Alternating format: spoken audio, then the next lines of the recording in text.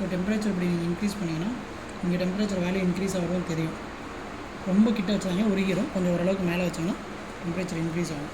So temperature increase ஆக இங்கே update ஆகும். உங்களுக்கு டெம்பரேச்சர் வந்து 37 இங்கேயும் அப்டேட் ஆகும் ஆப்லைன்.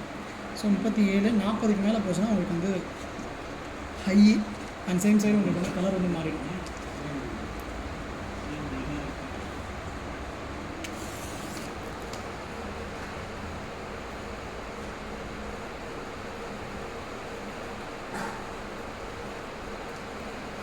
முப்பத்தி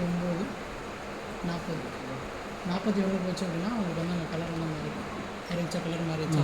ஸோ 41க்கு மேலே நீங்கள் எவ்வளோ போனாலும் டெம்பரேச்சர் கலர் வந்து மாறிடும். ஸோ வாட்டர் லெவல் வந்து பார்த்திங்கன்னா நீங்கள் கை வைக்கும்போது உங்களுக்கு அட்ஜஸ்ட்மெண்ட் ஆகி வேல்யூ வந்து குறையும். ஸோ கொஞ்சம் கொஞ்சமாக தண்ணி குறைய உங்களுக்கு வேல்யூ அதிகமாகிட்டே இருக்கும். 20க்கு மேலே வச்சுருக்கோம், கலர் மாறுறது வந்து 20க்கு வச்சுருக்கோம். 20க்கு மேலே போயிடுச்சு அப்படின்னா உங்களுக்கு வந்து கலர் வந்து மாறிடும்.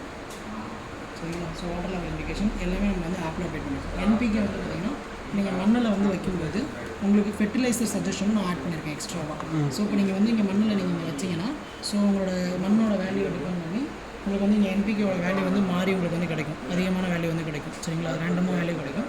அந்த வேல்யூவை வச்சுட்டு உங்களுக்கு வந்து பார்த்திங்கன்னா இங்கே வந்து உங்களுக்கு என்பிகே வேல்யூ வந்து அப்டேட் ஆகும். இதெல்லாம் ஒரு நல்ல மண் நீங்கள் நல்லா நிறையா எடுத்துகிட்டு கொஞ்சம் ஈரத்தன்மையோடு இருக்கிற மாதிரி எடுத்துக்கோங்க. அப்போ உங்களுக்கு இந்த வேல்யூ வந்து ப்ராப்பராக அப்டேட் ஆகும். இங்கே வந்துருக்க சஜஸ்டட் க்ராப் க்ரௌண்ட் நட்டு என்பிகேவோட வேல்யூ எங்கேயோ அது வரும். சரிங்களா. ஸோ இங்கே என்பிகே வேல்யூ அப்டேட் ஆக இங்கேயும் அப்டேட் ஆகும். சரிங்களா. ஸோ இவ்வளோ தான் விஷயம். ஸோ நீங்கள்